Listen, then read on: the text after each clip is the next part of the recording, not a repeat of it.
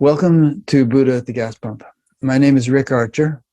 Buddha at the Gas Pump is an ongoing series of conversations with spiritually awakening people. We've done well over 600 of them now. If this is new to you and you'd like to check out previous ones, please go to batgap.com, BATGAP, and look under the past interviews menu, where you'll find them all organized in various ways. This program is made possible through the support of appreciative listeners and viewers. So if you appreciate it and like to help support it, there are PayPal buttons on the website and a page about alternatives to PayPal. We did something a little unusual this time. Both last week and this week I'm speaking with the same guest, and that came up both because he has written two books on entirely different topics, and they both interested me and I wanted to talk about them, and also because we had a scheduling mix-up last week. So he was originally scheduled for this week, but at the last minute we did an additional one last week. So anyway, the guest I'm alluding to is Joseph Selby, and last week we talked about his book, The Physics of God. We'll have a few questions about that today and then move on to the topic we're going to talk about mainly today, which is the yugas. And in a minute, Joseph will explain what the yugas are. Joseph has been a member of the Ananda community in Northern California for over 50 years. That was centered around the teachings of Paramahansa Yogananda. And I'll let him say a little bit more about himself. But he has had a keen interest in science all of his life, which is why he wrote the book about the physics of God, and a keen interest in spirituality. All right, Joseph, you want to just, we don't have to go through, well, yeah, go ahead. Whatever you'd like to add about yourself here without necessarily telling the whole story of, the LSD trip and all that stuff that you talked about last week, because people can go back and watch the previous one as well. Yeah, well, I think that kind of the core of that story that I told to begin the last discussion was really that there's kind of two sides to me, if you will. I have a strong scientific bent, and I have a strong meditation practice, and I'm deep into the spiritual teachings in general, and in specific, those of Paramahansa Yogananda. And something I didn't mention last week, which also fits in with, who I am and how I got here, is that Yogananda in particular was instrumental in bringing Western science, Western vernacular into describing Eastern spiritual teaching. So it was an excellent fit for me that those are the teachings I was drawn to. And so a lot of what I bring into my book on the physics of God, and for that matter into the yugas, as we'll get to, has kind of some of its foundation in the way that Yogananda brought scientific principles into Eastern teachings. So that's kind of it in a nutshell. There's two sides to me, and I like to think of them as being, blended together in the physics of God and classes and articles and so forth, because I feel that particularly in America, but really throughout the West, science is kind of a foundation for people's way of understanding reality. So if you don't give credence to it, or if you don't contrast it even with Eastern spiritual teachings, a lot of people don't feel comfortable with those teachings. They don't feel like they can possibly make any sense. So by bringing the two together, I hope to make Eastern spiritual teachings, and in general I would call it universal spiritual teachings, more accessible to Westerners. Good.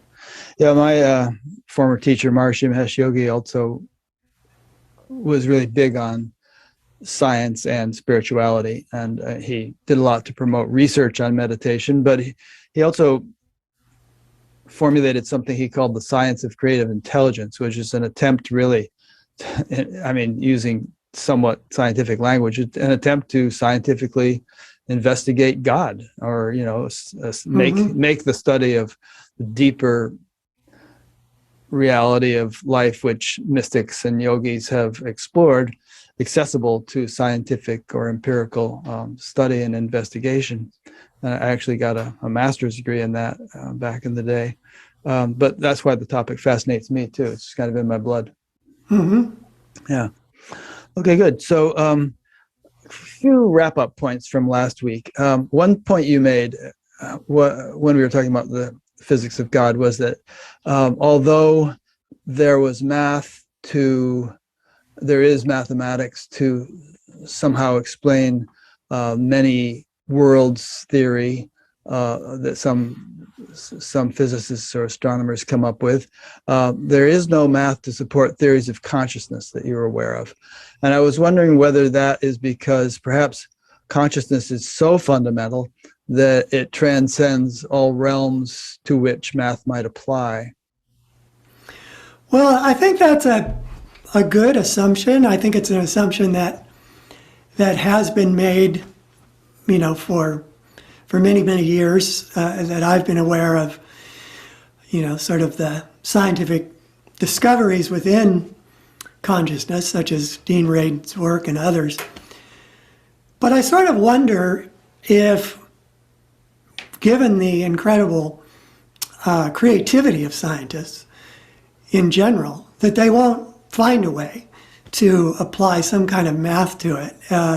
You forwarded me an article or an email from a person who sent you the article for me to look at, and it was an exploration of how mathematics could be applied to consciousness. Now, there was one key thing there, though, was that the study that he was sharing with me was trying to explore how to apply mathematics to the notion that the brain creates consciousness. And so it was looking a lot at how brain circuits work and whether brain circuits could be, their function could be expressed through mathematical principles. So it wasn't really about consciousness separate from the brain, but it was interesting to see that it had already been attempted. Yeah. So, I mean, even if consciousness is fundamental and the brain is a transmitter receiver rather than a generator of consciousness, perhaps the types of things that article discussed, would still be relevant. But, just as they say how, the eyeball can't see itself because it's that by which everything is seen, consciousness can't be observed as an object apart from consciousness because it is the observer.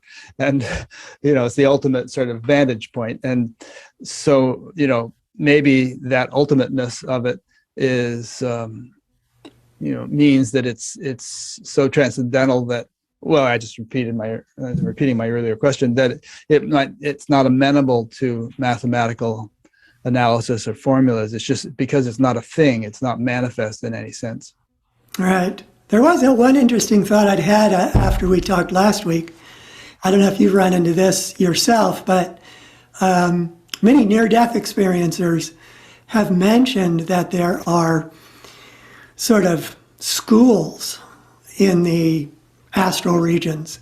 And one of them that has been referred to by many near-death experiencers is mathematics.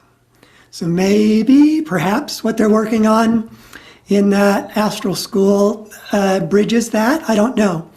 I'd love to know.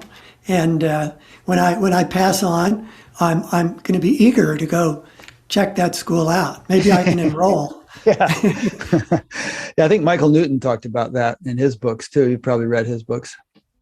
Some of them, yeah. Yeah. Okay, good. So here's a few questions.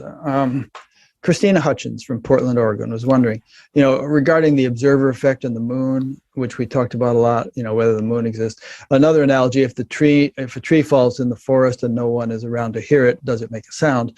Both scenarios completely discount the consciousness of any other being. your thoughts and ideas on the consciousness of plants, trees, insects, animals who might be in the forest when the tree falls, and the hubris of human-centric consciousness amongst scientists. Well, mea culpa for hubris. I agree with you 100%. The reason it hasn't been really addressed in, by other physicists conducting these kind of experiments is simply because no one has figured out any way to prove it. If a beetle is there in the forest, I would guess that beetle would make perceptible that which is within range of that beetle's senses. But how can it be proven one way or the other? So I agree with you in spirit. I agree with the person who asked the question in spirit, but don't know of any way that we can say one way or the other whether it's true. Okay. Another question, Meg Bain from New York. What is the mind? Do our brains take electrical impulses from the quantum field through our senses and then convert them to what we see, feel, taste, hear, and smell, and then project these impulses onto the, quote, mind, like a TV screen does, thus creating the reality we experience? If matter is mostly space and electrons pop in and out, the mind as a TV screen seems to be one way to explain reality. I think it's a good question and a good analogy. This gives me a chance to engage in some shameless commerce. I have a book coming out in the fall that focuses on the mind and how I believe there is a local, non-local, continuous interaction from the local brain to the non-local mind and back again. So I think it's a good analogy. I use one similar to it in that upcoming book. It doesn't come out till September, if you're interested, and it's called Break Through the Limits of the Brain. But I think that thoughts, memories, emotion, the mind's eye view are all non-local, that the physical brain is not capable of generating those, but that there is a immediate, no time delay kind of connection between the circuitry of the brain and those non-local phenomena, and vice versa the other way. Yeah. Okay, good. All right, one final question on this stuff.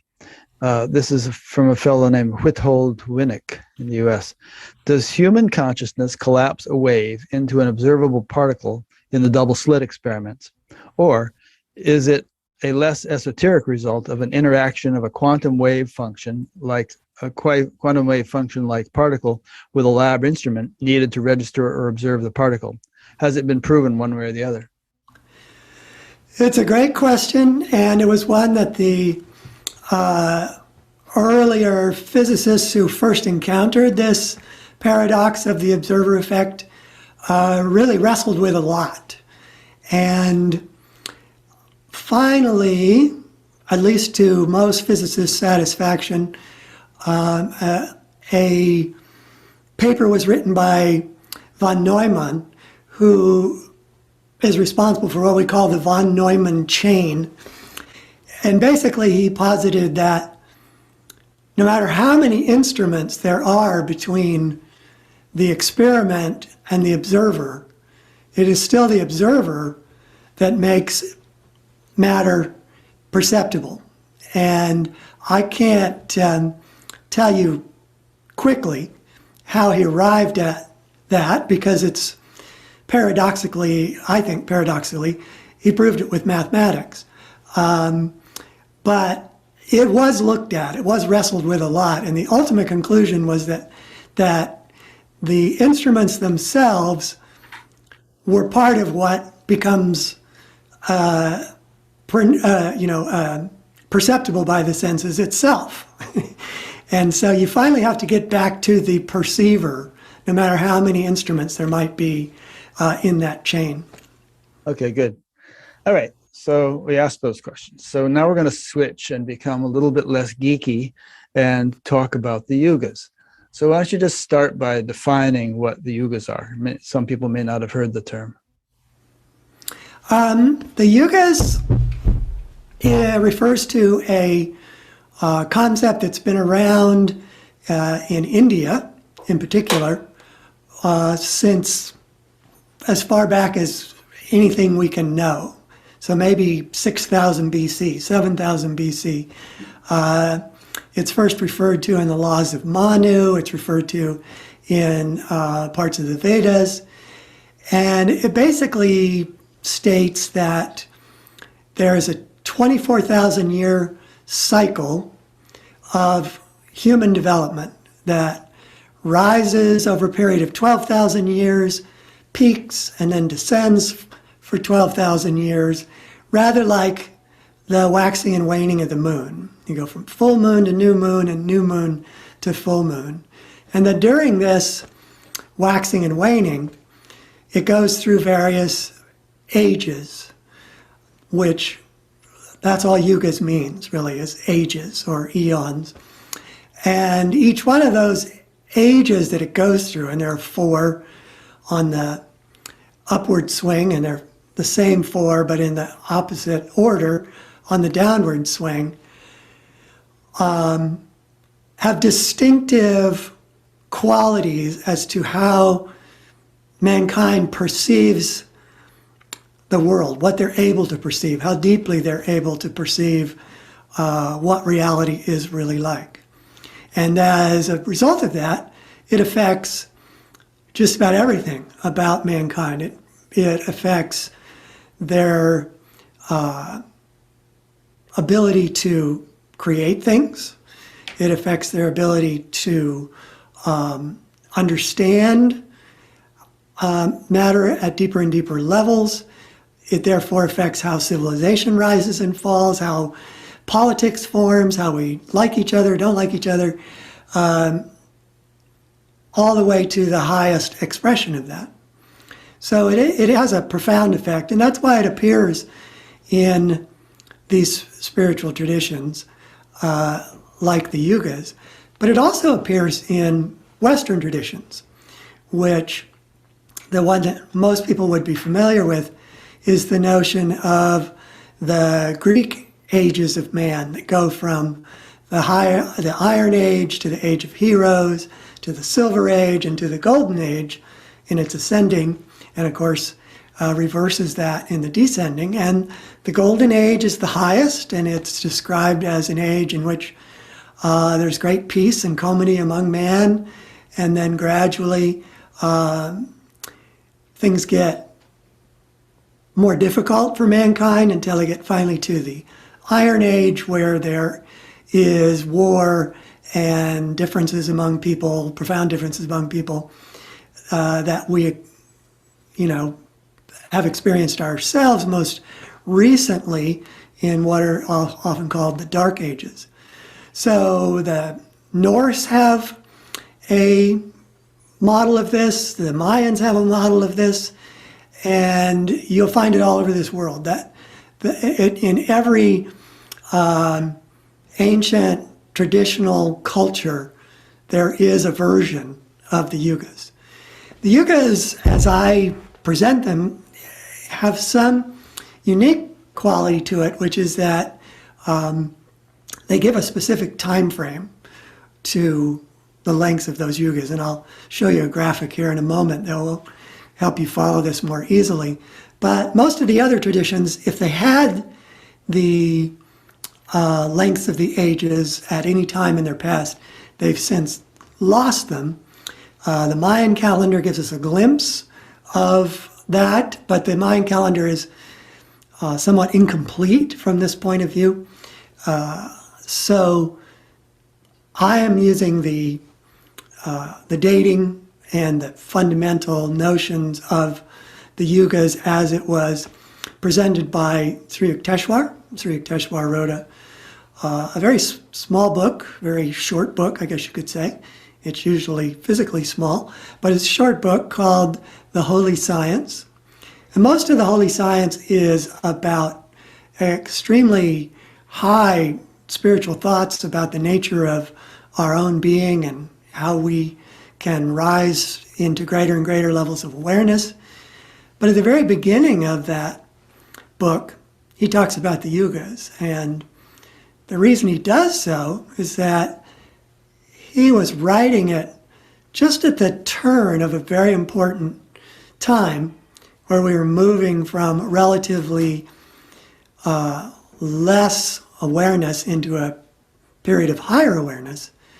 And that it's in this period of higher awareness that we can now appreciate the teachings that are, he was giving and other spiritual teachers are giving at this time, because mankind as a whole is now more ready for them. And I'll talk about that also to some degree. So that's the basic picture. Did you have anything more, Rick, that Yeah, you I have thought several should questions. say? I have Yeah. several questions here.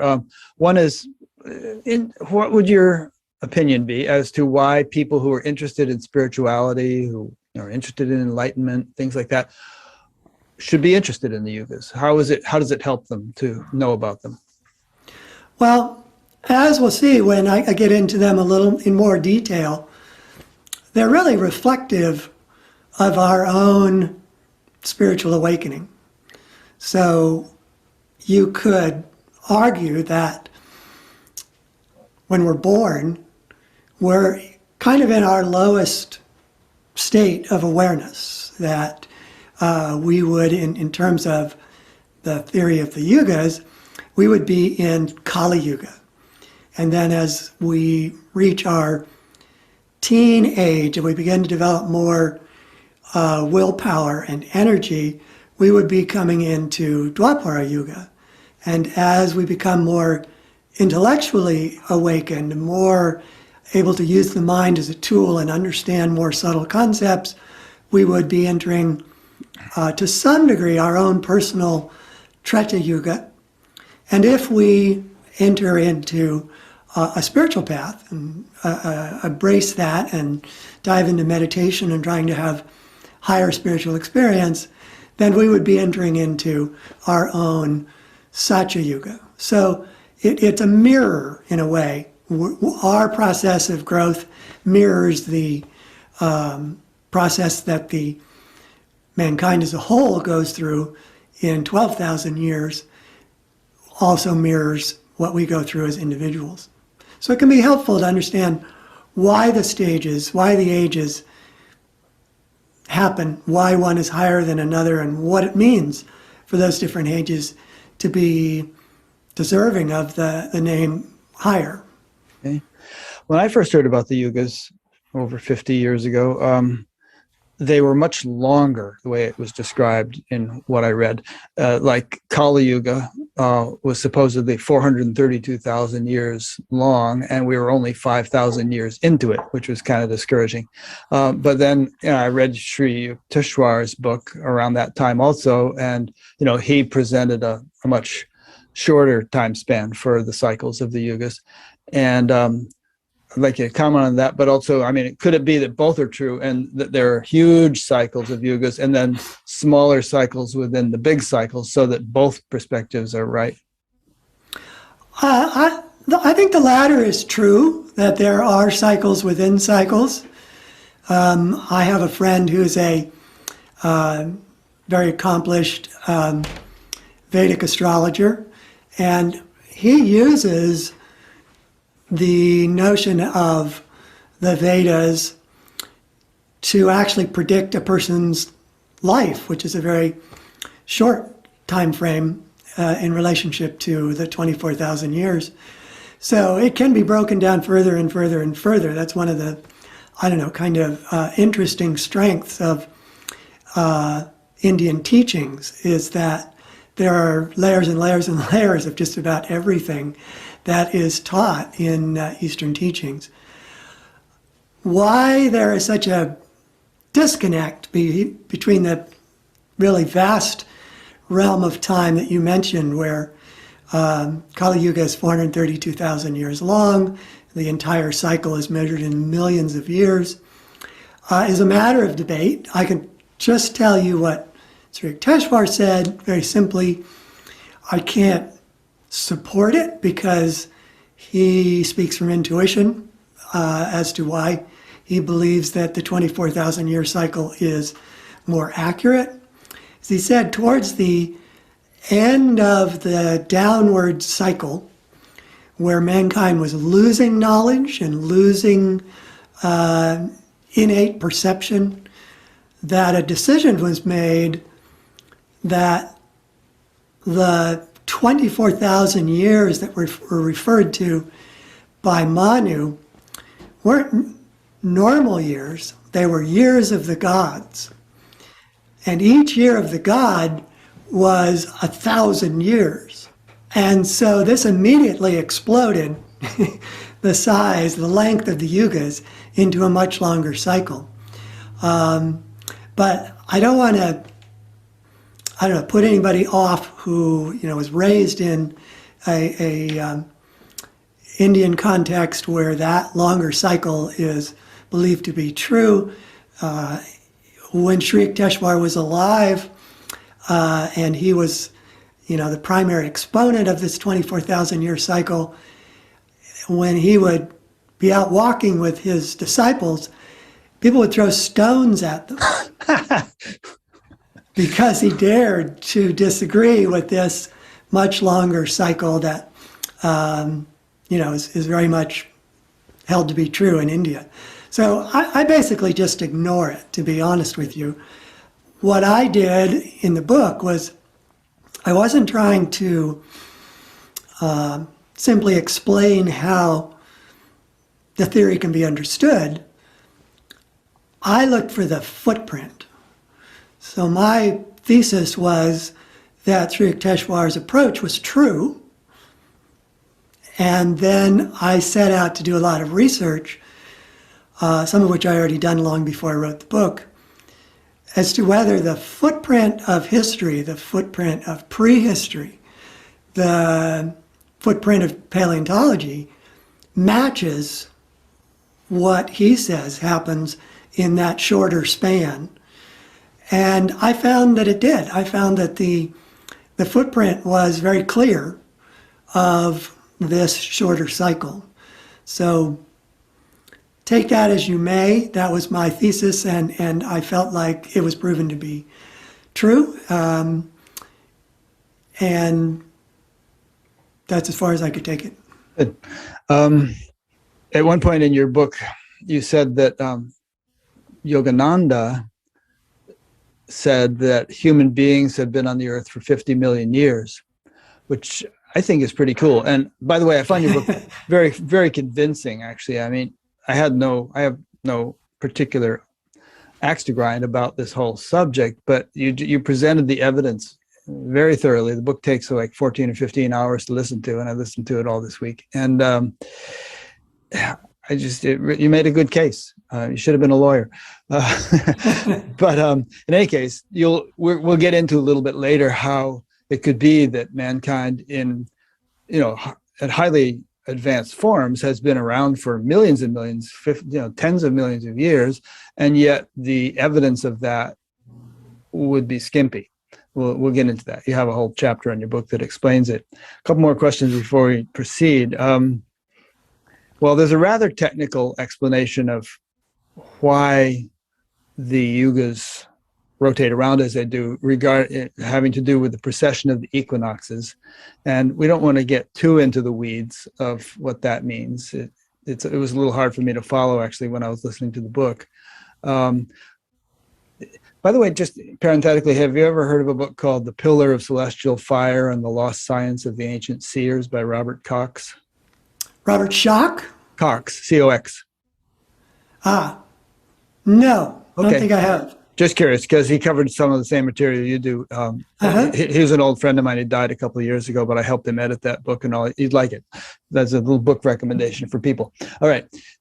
So precession of the equinoxes. Now, that has to do, as you explain its mechanics, with some fairly local phenomenon in terms of our star and a supposed dual star that it rotates with and so on, which is neither here nor there. But that would lead me to believe that the yugas are as we experience them, are a relatively local phenomenon in our galaxy, in our little corner of the galaxy, and that elsewhere in the galaxy, there could be other Yuga cycles going on, not synchronizing with ours, for other planets.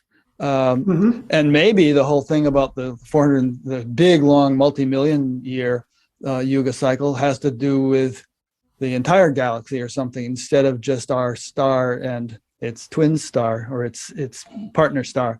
Any thoughts on any of that? I've spent a lot of time, and my co-author, David Steinmetz, has spent far more time than I have on, again, trying to find a footprint, trying to find a factual, measurable effect that would explain a 24,000 year cycle.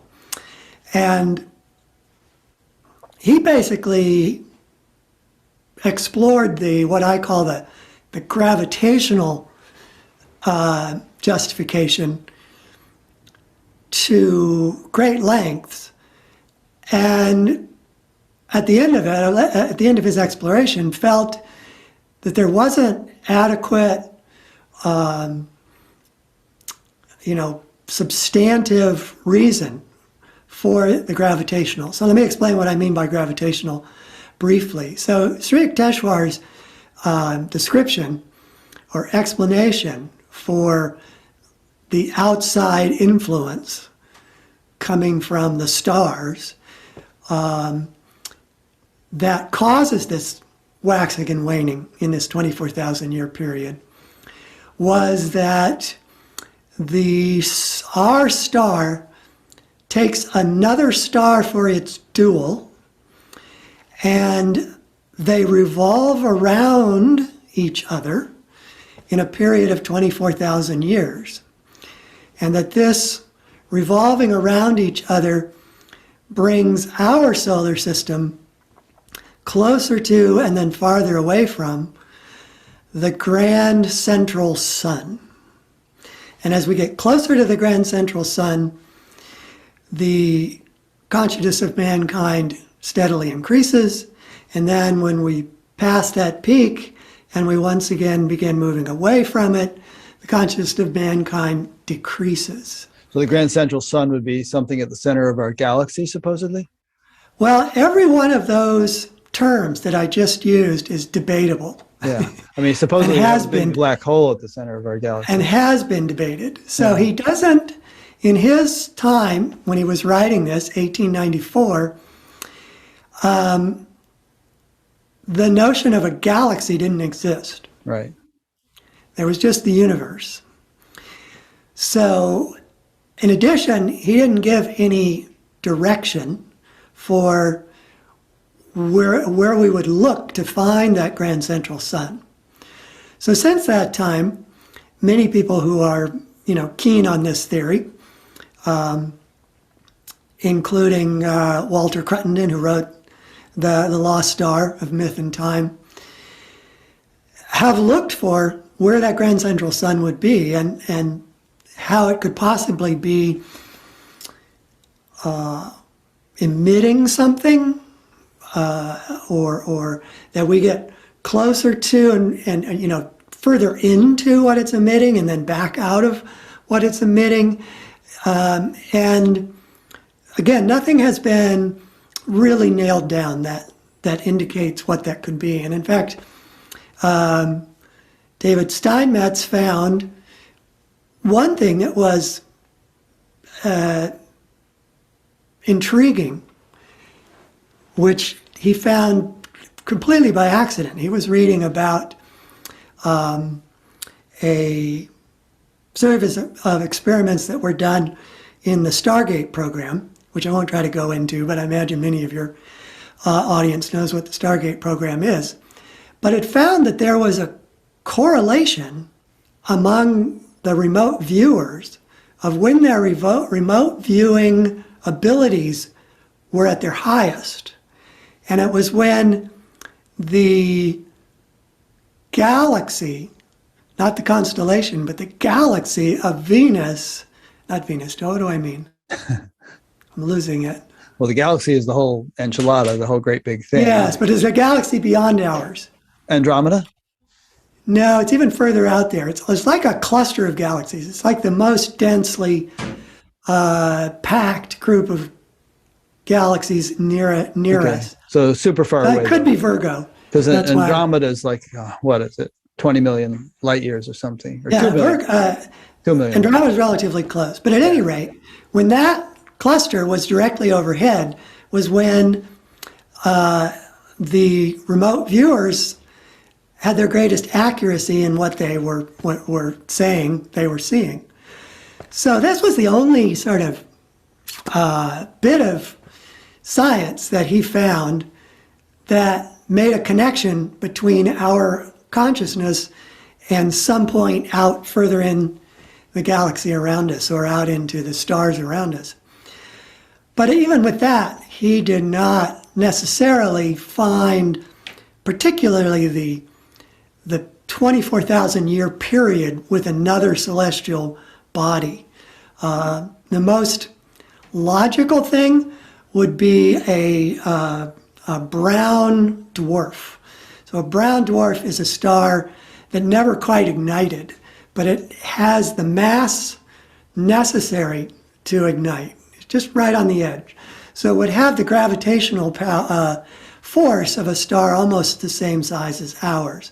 And so you can imagine the do-si-do happening with such an object. But it hasn't been found, and if it did exist, there should be perturbations in other objects within range of our solar system, like the Oort cloud, that we're not that should seeing. also be affected by it. Right. And he didn't find them. So he finally pretty much gave up. He said, this is just kind of a dead end. It could still be true, but until there's more evidence, I'm going to go look elsewhere. Okay. So he went, but so the elsewhere is what I think of as the astrological explanation.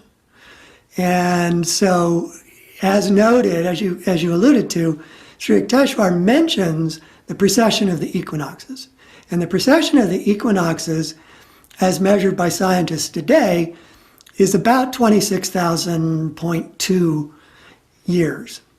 And Sri Yukteswar used the term 24,000 years, but they're intriguingly close. And it may be that either Sri Yukteswar was rounding it off for the purposes of making it simpler to understand, or has also been surmised the precession speeds up for unknown reasons as we get closer to that peak. But at any rate, he started to say, okay, well, what if the whole explanation comes from the precession? So how could we talk about the precession in terms of there being a revolution about a dual? So he said, well, what if there is a astrological dual to our sun? And what if it's to our solar system, basically denoted by the axial tilt of the Earth? So the axial tilt, I often show it this way. So hopefully you're seeing my hand here. So if the thumb is the axis to the Earth, you can imagine a line going out from my thumb, and it actually creates a circle, right? Creates a circle way out there in space somewhere, the axial tilt of the Earth. As it goes around the sun. Well, yes, as it goes around the sun. And what David suggests is that is the revolution around the dual. That it's an astrological phenomenon rather than it is astronomical, but where it becomes astrological is that the tilt of that circle puts us vibrationally more in touch with the grand central sun and then out of touch with the grand central sun. So that it's about a force that is constantly coming to us, whether you think that grand central sun is Sirius or the center of our galaxy or the Virgo galaxy, it is a continuous effect. And yet we pick up on it because we get vibrationally more in tune with it, kind of like tuning a radio, and then we get out of it. So those are the two basic. There's the gravitational, there's the astrological. I tend to like the astrological because it answers more questions, but the jury's out on either one. I think that was Rob Cox's theory in his book, The Pillar of Celestial Fire, that there's a continual stream of subtle energy coming from the center of the galaxy, and that as the precession of the equinoxes happens, it blasts us more directly and then less directly, and that accounts for the cycle. Yeah. But who knows? I mean, all of this is a little technical and a little hard for us to verify, but we just wanted to sketch out an explanation of why there might be these cycles. And obviously, nature is really big on cycles. We have day and night, and we have the seasons, and we have everything works in cycles. I mean, the galaxy rotates, and that's a cycle, and all kinds, and probably the whole universe, kind of emerges and then collapses again into what the Hindus call pralaya, and that's a cycle. And so everything works in cycles. So it's kind of natural to suspect that there might be these ages. One thing I wondered about as I listened to your book, and feel free not to just be guided by my questions if you want to go off in a particular direction. But one thing I wondered about is whether in the big picture, there might be continued evolution through the cycle of yugas, such that, the next Sat Yuga will be a little bit more profound than the previous one, and so on. It certainly happens that way through many of the cycles of our lives. We have the cycle of waking, sleeping, and dreaming that we repeat every day, and we grow over the years as that cycle repeats itself. Right. So, I mean, it almost seems like that's the way God rolls, because the whole universe has this evolutionary trajectory, and it would seem kind of monotonous to just have the thing not progress as it cycled. Well, the answer I have for you is from a grand perspective of what you just said, good news and bad news. If indeed there are cycles within cycles, we could be on the upswing of a bigger cycle, in which case every time we went through that 24,000 year cycle, we progressed a little bit. But it's equally possible that we were on the downswing of that larger cycle, and each of those 24,000 years, we regress a little bit. So I think it's possible. I also think there are very likely to be differing conditions every 24,000 years, and that the way in which, the specific ways, not the general ways, but the specific ways in which each age develops could vary significantly. Yeah. I make the argument in the book that technology in many ways is a response to necessity, and that necessity is often in our current civilization born of how many people we have. That the example I used in the book, which was kind of fascinating to me, so I just threw it in there. In California, because they need to get vast amounts of water from Northern California to Los Angeles, they developed the canals that went down, and then they started to use up all the sources of water in those canals, and so then they thought of a way to get water coming in from even further north that comes into one side of the Sacramento River and just pours water into the Sacramento River. And then an equal amount of water is sucked out of the other side of the Sacramento River, pumped up over a mountain with the most monstrous pumps ever devised by man, emptied into a reservoir that has no other natural input, only so that that water can gradually go into the canal and go down to LA. So if you didn't have a population of our size, would a civilization ever develop the kind of technology it took to do that? I don't know. Yeah, you wouldn't need all that stuff. You would need all that. So I think it's quite possible Or that people might think, why won't I live in Los Angeles where there isn't any water? You know, I've got to go somewhere else. right. So it might be driven by population. It might be driven by climate. You know, if we had really adverse climate for nearly all of the last 5,000 years, there could in fact be a lot fewer people, but the solutions we would have tried to come up with may have been entirely different. So I don't think every yuga is the same. Yeah. That's the short answer to that.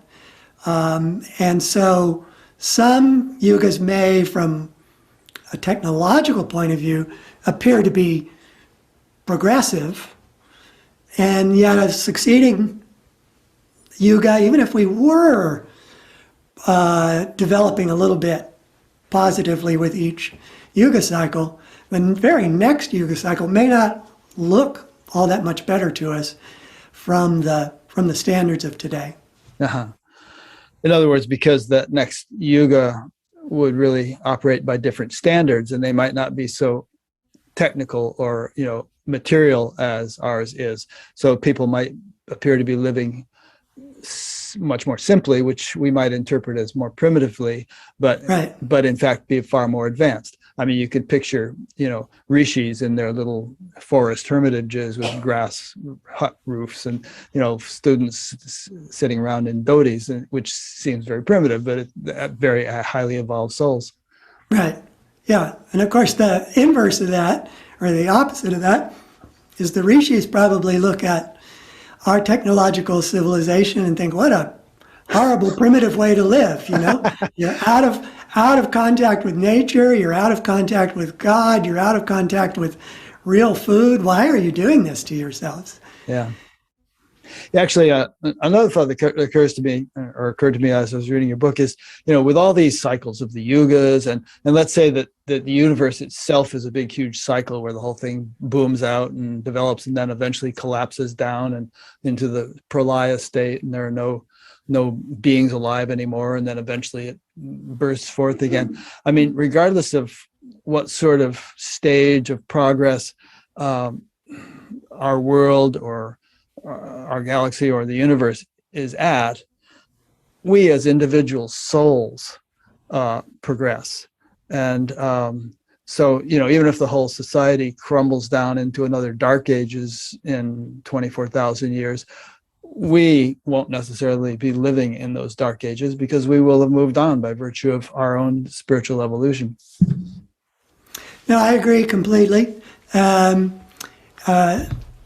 Yogananda said something intriguing, however. He said that somebody asked him, you know, will I incarnate in a higher age? You know, in other words, do I just kind of progress right along with the yugas now that they're on the upswing? And he said, well, there are many, many places in this universe to incarnate, and you're only going to go where it matches your vibration. Right. So the outer aspects of the yugas won't automatically evolve you. Yeah. And he was probably not only referring to different planets one could theoretically incarnate on, but also different lokas, or, you know, different higher realms, which aren't even physical in our sense of the word. Right. Okay. All right. So you might as well, I mean, feel free to guide this however you think best, but we want to kind of cover the cycle of yugas and perhaps some historical evidence for the cycle with regard to the rise and fall of civilizations and technologies. And there are some amazing things in your book about, you know, the pyramids and other ancient structures, which archaeologists and paleontologists just have to sort of ignore because they're so anomalous and they just don't fit our understanding of how people could have done such things. So there's that. And what else? There's something else. I don't know. That's good enough to start. Why don't I walk people through the basics a little more and use a graphic that I have that'll help them follow along so they won't get lost in the numbers and the ages. So I'm going to pop it up here. So this is a very basic diagram of the cycle that I've been describing to you and to your audience. And I will just sort of show you with my cursor here what corresponds to what. So the last Satya Yuga peaked at 11,500 BC. And then the Yuga that came after that, the Treta Yuga, began at 6,700 BC, went for 3,600 years. 6,700 BC went for 3,600 years. Then 3,100 BC, Dwapara Yuga takes over, and it goes for 2,400 years. And then Kali Yuga begins at 700 BC and goes for 1,200 years. And then we go up again. Kali Yuga ascending is 1,200 years, which brings us to 1700 AD. And then present day here, we're in Dwapara Yuga. Not very far up in Dwapara Yuga, but in.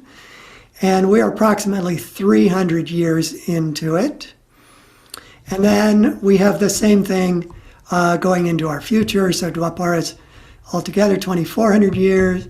Treta is 3,600 years. Satya is 4,800 years. And then peaks at 12,500 AD. And then that begins the cycle going down. There's an ancient saying, which is that which is closest to truth lasts longest. And that's evident in this diagram. Yes. You know? Now, I always love the fact that the two highest ages, Treta and Satya, takes up the lion's share of the 24,000 years.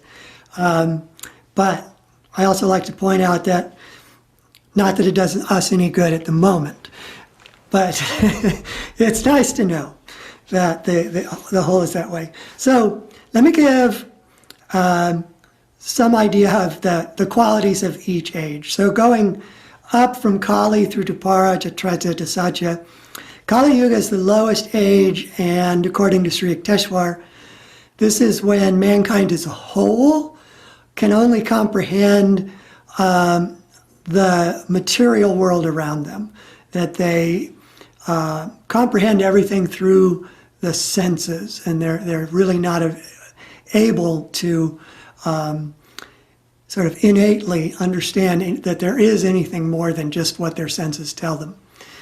And so we see that the means by which people survived and grew food and eventually had wind power and water power and animal power all had the same basic limit, that they were all material sources of power or material, just the material world. And it also made for a consciousness that was very concrete. This was the time in religions that were commandment driven. You know, this is the way it is. You don't need to think about it. In fact, you shouldn't think about it. This is just the way things are. In fact, we'll kill you if you think about it. What's that? We'll kill you if you think about it. Like yes. Could put you in a lot of trouble for Bruno, questioning it. His name was, yeah. Yeah. So Kali Yuga, right where my cursor is right now, 500 AD, that was when Rome was sacked, and most of the libraries in the world, like the Library of Alexandria, libraries in Persia and India and China, were all destroyed. It was as if there was a mass determination to create worldwide amnesia. And they were really dark times. Not long after the 500 AD, we had the Black Plague spreading through the world. We had what was known as the grandeur of Rome that began about midway down through the descending Colli. So about, say, 100 AD, or 100 BC, excuse me. The grandeur that was Rome was anything but grand. Rome was an extremely dark civilization. They had the lovely technique when the soldiers were balking at marching another 1,000 miles away from all those they knew and loved, and were refusing to be put into battles where they were basically, half of them were going to die. The generals got them in line by having the ranks decimated. We know about something being decimated today. Well, it comes from a horrific actual reality that they killed every 10th soldier with the obvious intention of making them fall in line, and the obvious threat that if they didn't fall in line, every 10th man would be again killed. These days were the absolute pits. So they don't deserve to be grand in any way, shape, or form. As Kali develops into Dwapara Yuga, mankind as a whole becomes aware of subtle energy, or becomes aware of the fact that energy underlies all matter. So in a sort of transition period from 1700 AD to 1900 AD, and this is a period called a Sandhi, sort of like it's a Sanskrit for essentially a sunrise or a sunset. So this would be the sunrise as we're going into Dwapara. During that 1700 to 1900 AD period, forms of energy that were more than just manpower, animal power, water power, wind power were developed. The first of which was steam power. So from 1700 AD to about 1800 AD, that was the age of steam. And actually well into the 1800s was the age of steam, which corresponded with the Industrial Revolution, is that man found a way to multiply himself in terms of the energy that could be developed for things, because steam power was so much stronger than man or animal power. And then early 1800s on to the 1900s, early 1900s, mankind discovered electricity and magnetism and the laws of electromagnetism. And electricity began to be used towards the late 1800s. And this was even more of a multiplier from steam, that it enabled a technological revolution because it enabled man to have so much more energy at his disposal. And then in early 1900s, 1905 is a good date to pick, because that was the date when Einstein's special theory of relativity was published, in which he proved with his famous equation E equals mc squared, that not only is their energy more subtle than matter, matter itself is energy. So really, in 1905, the world, while most of the world didn't know it, the world moved from a matter-centered age of Kali Yuga to a energy-centered age of Dwapara Yuga. And now the world is mostly caught up with that reality, and we've seen the advent of nuclear energy, for better or for worse. We've seen the advent of solar energy, and many more things are being developed that are being exploited for sort of outer purposes. Simultaneously, in Dwapara Yuga, we have a more subtle energy that has become available to us. Our awareness, it's always been there, but our awareness has allowed us to be aware of it. And this is life force. So while most of the world is exploiting the outer expression of energy, there's a small and growing number of people who are exploiting life force or inner energy awareness. And so we've seen the rise in things like yoga and meditation, which, and I'll get into this more, but if you look back in time to the waning era of Dwapara, you'll see that meditation and yoga postures were commonplace. But then they died out in Kali Yuga because nobody really understood what you were supposed to experience or even could experience the more subtle things that meditation allows you to experience. But they experienced it, they originated in a higher age and were freely available towards the end of Dwapara. So now we're rediscovering them. And I think that in the future of Dwapara, we're going to see that the mastery of inner energy, life force in particular, is going to become more pronounced and more important than our mastery of outer energy. And that more and more people will realize their happiness, their health, all the things that they think technology promises them today, but doesn't so much, will be found within themselves, where it's always been, but they'll discover it through these tools of meditation, yoga posture. There's a lot more healing techniques now, such as acupuncture, chiropractic, that work with those inner forces that all of us have. So we can get into this more if you like, once I kind of get through this.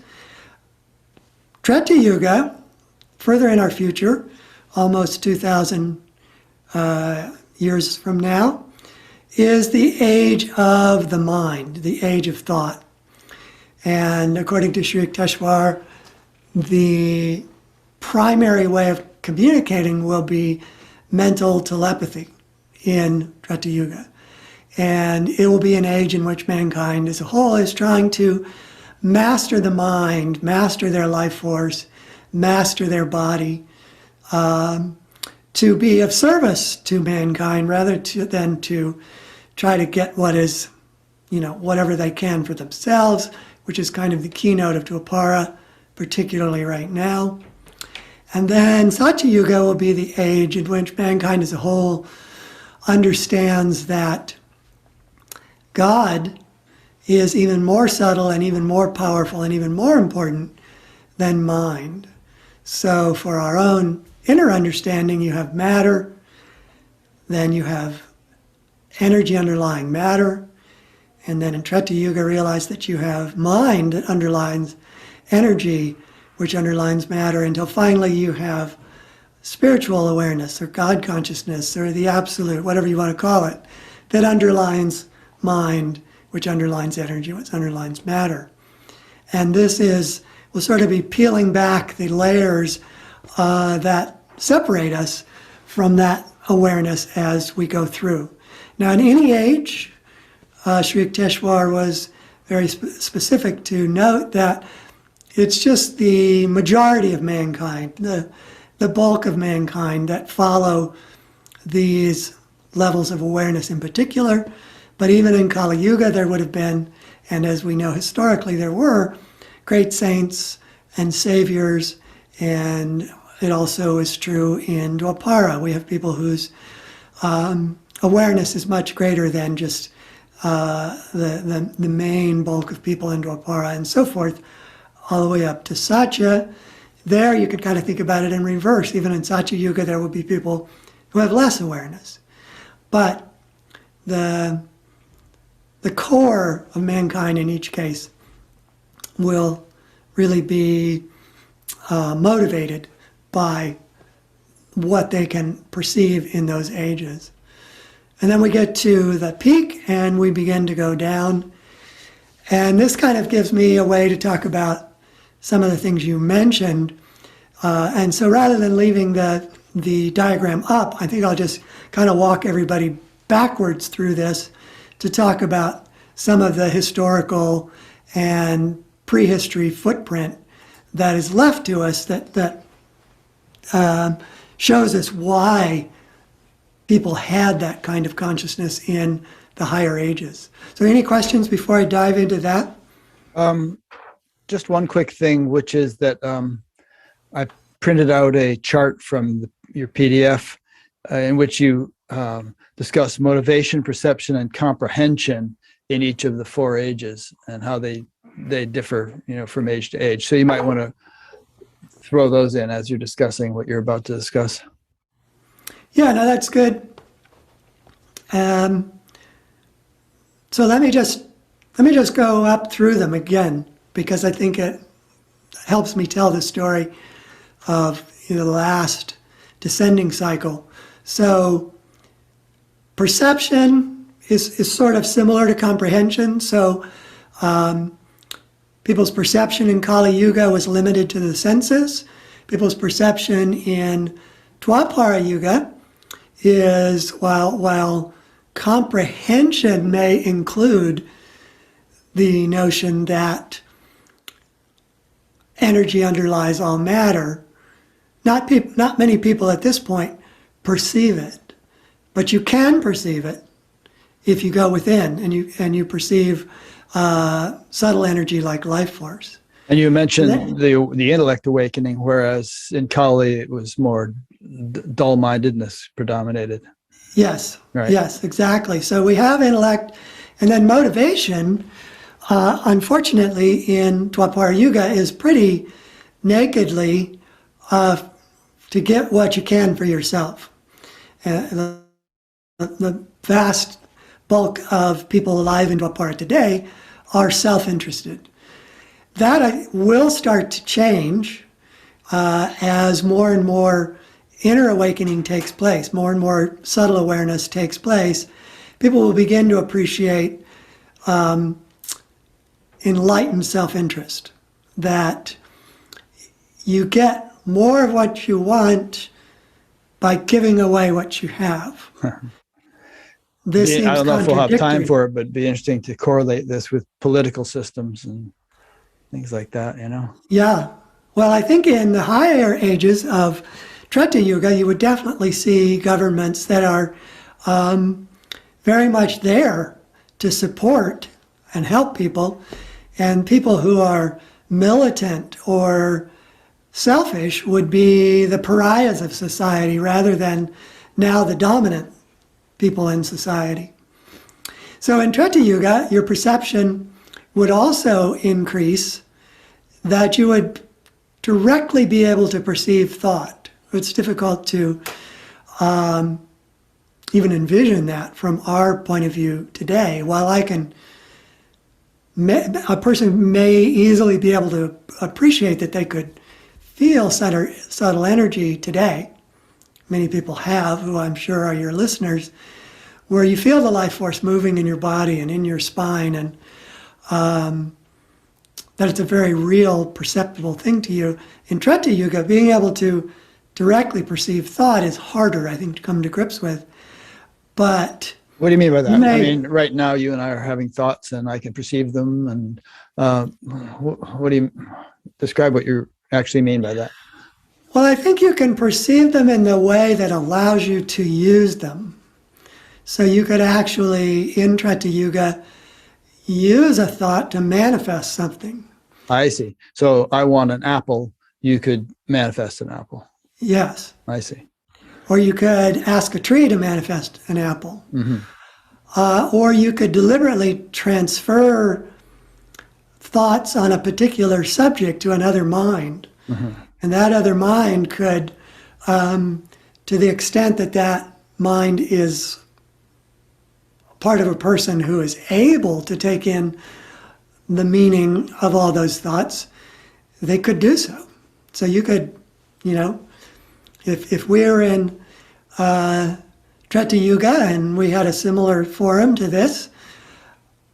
this conversation would be much shorter. I could just broadcast the thoughts that are in this, and everybody who's there to take them in could take them in, and we could discuss it mind to mind and be done in a few minutes rather than 2 hours. It's interesting, sometimes people who have near-death experiences and also sometimes big spiritual breakthroughs or even psychedelic experiences sometimes speak of a huge, information dump or download that takes place it could happen in a few seconds, but it seems like they've gained years worth of knowledge or experience in just a flash.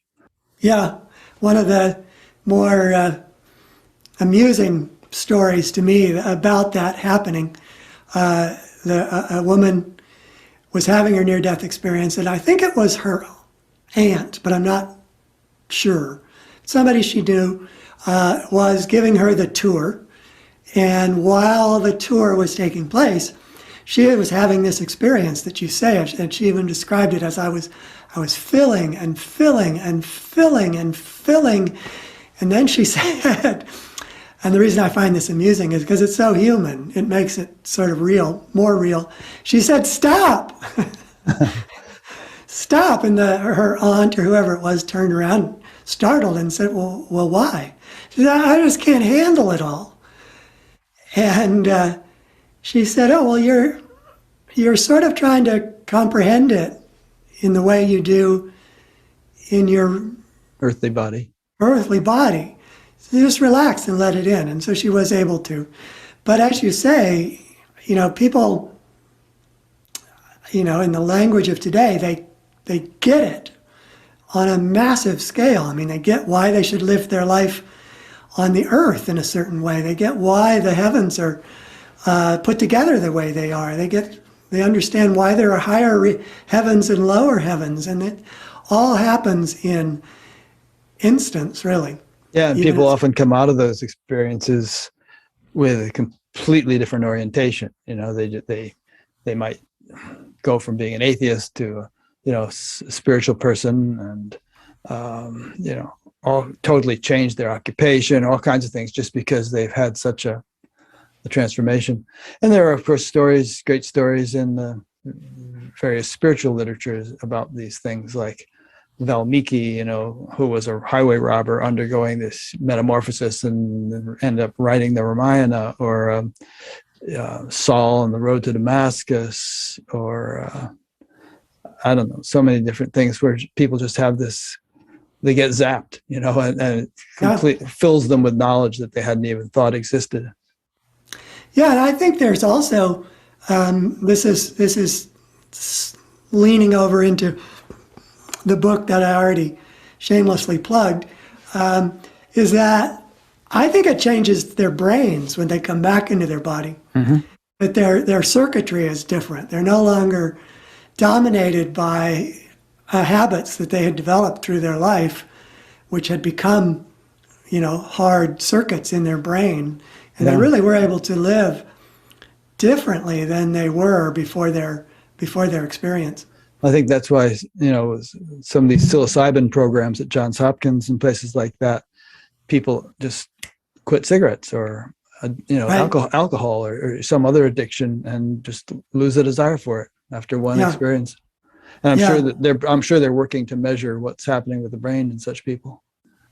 And I think as long as we're on this subject, I always want to say this to people in any talk I give, that one of the things that most ND experiencers say, not all, but the most say. Near-death experiencers, ND. Near-death, what did I say? You said ND, but I just want to make sure people got that. Near-death experiencers say is that there was immediately clear that there were only two things that they really needed to know.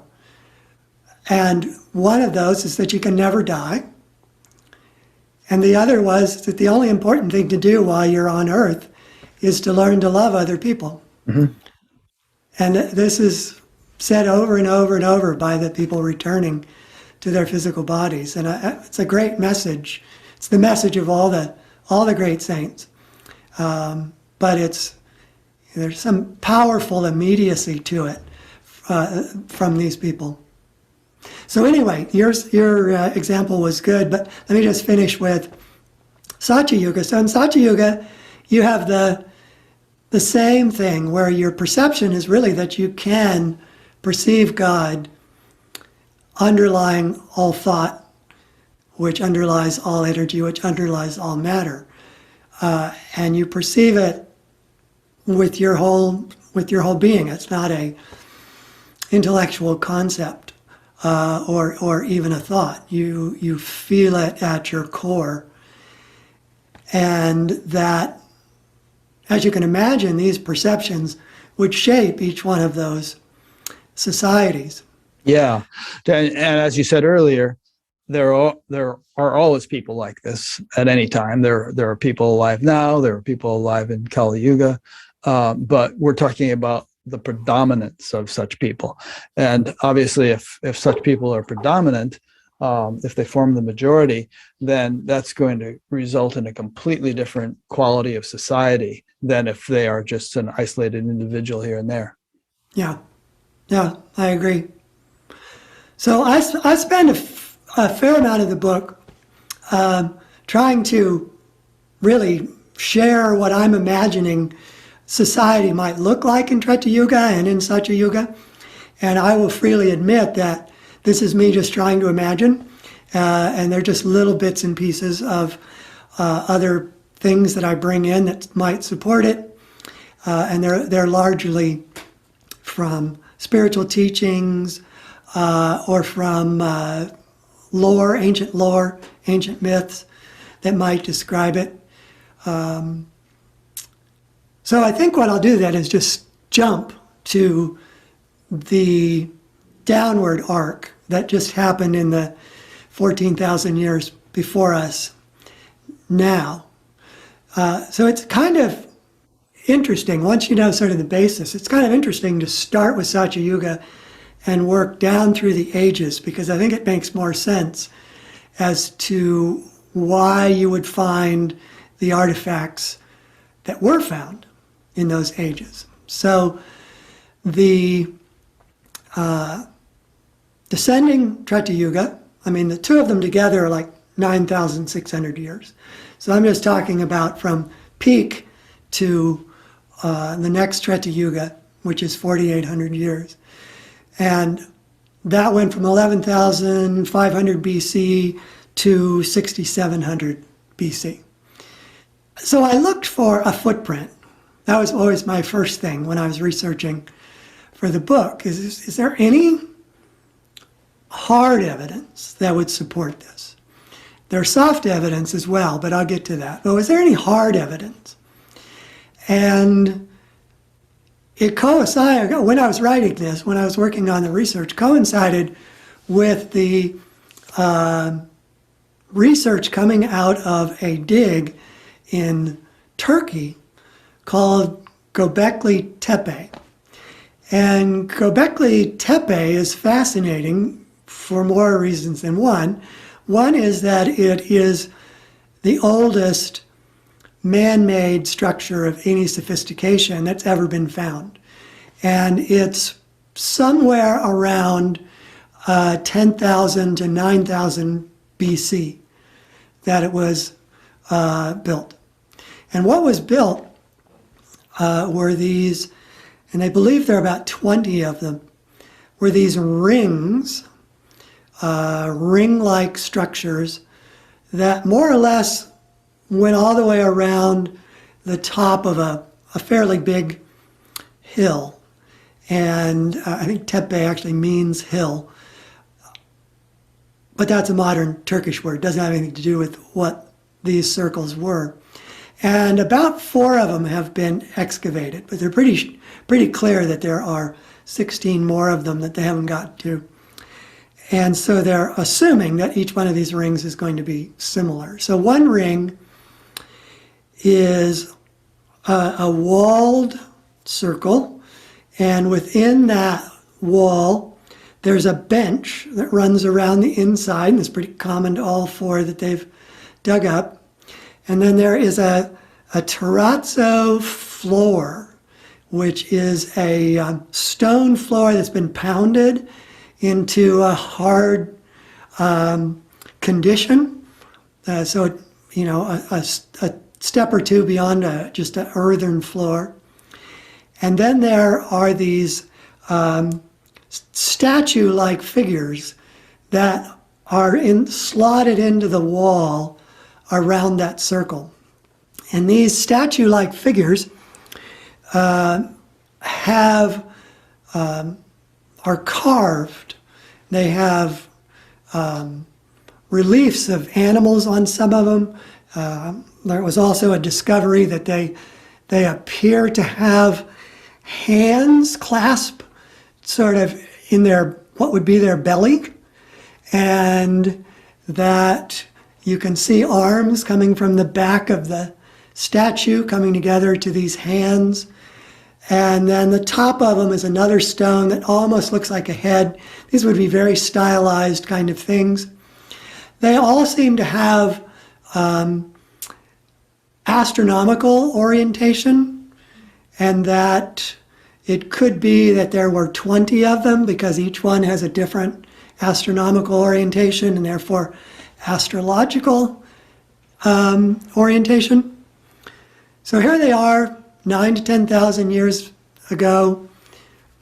They have no roof, so they're not lived in. There's no evidence anywhere around this hill of what would normally be assumed to be human habitation, such as fires or middens, you know, just basically trash pits. They don't exist. They don't, therefore, seem to be fortified in any way. They're not for defensive positions. They're not lived in. And yet, if these people are using basic tools to build them, like hand axes, etc., it would have been a major effort to create one of these, let alone 20. And if, as is the common thought, mankind was still in the hunter-gatherer mode back then, why would they expend so much of their energy to build 20 of these? And there's some evidence to indicate there are more of these sites in other parts of Turkey. Why would they expend so much of their energy to do something that doesn't feed them, doesn't house them, doesn't protect them? I came to the conclusion, based on putting it all together, that these were in some way sacred sites. You know, to have a bench on the inside of each one makes one assume that people used them. So maybe there were 20, 30, 40 people who could come together in these. Maybe they meditated. Maybe in that Satya Yuga age, they were doing things that I can't fathom. Maybe they're manifesting things. Maybe it was just a highly charged sacred spot, which would allow people to go deeper. I don't know. But for sure, they weren't built for any of the reasons that later structures were built. We also have some soft notion, soft evidence for what might have been happening in that age and why there would be very little footprint. There's almost no other footprint that would suggest high consciousness than that. But the soft footprint is that we have all the ancient lore gathered from various ancient civilizations around the world. There are two myths that predominate. And the second most known, present myth from all those ancient cultures is the notion that there were varying ages in the past, which gives some confirmation for the yugas. But the first most prevalent myth was the idea that there was a paradisical place on the earth, that paradise existed in some way on the earth. And the myth that we know the most from that is the Garden of Eden. And yet there are many, many similar ones. And one of the things they all have in common, and these myths easily go back as far as Satyayuga, but one of the things these myths all have in common, the myths of paradise, is the idea that there is a tree or some sort of structure in the center of paradise. And so it's the tree of life that gets Adam and Eve in trouble.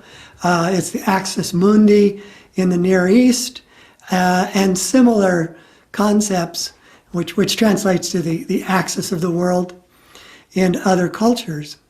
What the various spiritual teachers say that this is referring to is not a place, but a state of consciousness. And the state of consciousness that you have when you're in the tree of life, or when you're in the axis mundi, i.e. your spine, is paradise. So these myths aren't telling us a story, they're telling us a teaching. They're telling us the single most important teaching that could ever come down to us from the ancient past, which is that when you get in the spine, you find God. When you get in the spine, you discover bliss. You're in this paradise of experience. So I think I brought up some other cases in the book, but those are the two that I found most compelling. Was there one that you liked that I'm not mentioning? Well, let me broaden it out a little bit. So a lot of people, most people, if you discuss this kind of thing, and you discuss ancient history going back so many thousands or hundreds of thousands of years, they'll think of cavemen, Neanderthals, hairy people with sloped foreheads and clubs and, living very primitive, brutal lives. And so the idea that there could be highly evolved civilizations tens of thousands, hundreds of thousands, millions of years ago arouses a lot of skepticism. But you cover pretty well in the book, well, firstly, examples of things which have survived the ravages of time. The pyramids, for instance, for which we still don't understand how they could have been built. And also certain archaeological finds like some kind of rock that had obviously screw holes into it, and polished surfaces that had to be polished with some kind of machine tools which equal the best things we have today. And there's all these isolated little bits of evidence that are anomalous, and you have a whole chapter about how brutal time is in terms of erasing evidence. How things disintegrate and are pulverized by ice ages and are, buried or, covered with ash and all kinds of different destructive forces that it would be hard to argue that, higher civilizations didn't exist, because it's pretty clear that whatever they had going for them could easily have been destroyed over the long lapse of time. So I just wanted to throw that out there in case people are skeptical about the whole notion of there being advanced civilizations, thousands of years ago or tens of thousands of years ago. And I'm sure you can elaborate on what I just said. Well, you brought up a good argument for how that could play out in Satyayuga, which comparing it to the age of the rishis. There, in India, there's long been the thought that there was a time period when The forest rishis, very advanced beings, lived in what is in India then, miles and miles and miles and thousands of miles of forest, that they lived and taught in solitude, and they had small groups of disciples around them, and they grew their own food. They probably needed less food because they were in high states of consciousness. So if you have, that kind of society, you don't need to create any artifacts that would last very long. A loom made out of wood is not likely to last. Pottery, even in India today, they use pottery almost like disposable paper. Jugs get served to you with lassi in them, and then you just throw them away because they're just made of red clay. So you can have a very sophisticated society that isn't technologically advanced or even architecturally advanced. There's really no need with that kind of awareness to have those things. And even if there were yugas in which there were societies like ours with skyscrapers and flying machines and all kinds of other things, although there are actually records of flying machines in ancient India. But even if there were such societies, there's a chapter in your book about how long it would take New York City to disintegrate if there were no humans around, and how long it would take to have it become an unrecognizable pile of rubble. And it's not that long. Surprisingly short. 100 years, 200 years. Yeah. Left completely to itself, New York City would disappear. And you would think, as I imagine most people do, that the mighty structures that exist there, that are mighty because they're made out of steel, or much of their structural strength that comes from steel, that's actually their weak point. Because if you don't take care of such buildings, the steel will rust away rapidly, and then whatever structure they were holding up will just collapse. Bridges will fall down within like 10 years. So our civilization is not building anything even remotely like the Great Pyramid, which has lasted for thousands of years. Yeah. Okay. Well, you can keep sort of guiding the conversation because I want to make sure you get in everything you feel is important. But since you brought up the Great Pyramid, I mean, that alone, you can remind us of when that was built, but there were these, multi-ton blocks, millions of them, which had to be put up. You say the whole thing at its height is half the height of the Empire State Building. And, yes. And not only was it not sort of the stepping stone version that you see today, but there was all those gaps were filled in with polished limestone. So the whole thing was one big, beautiful, shiny edifice. And eventually the limestone was pilfered for use in other types of construction.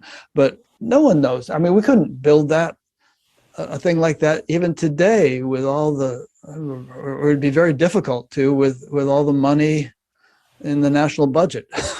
And yet it was done in a fairly, it's what was supposedly a primitive society.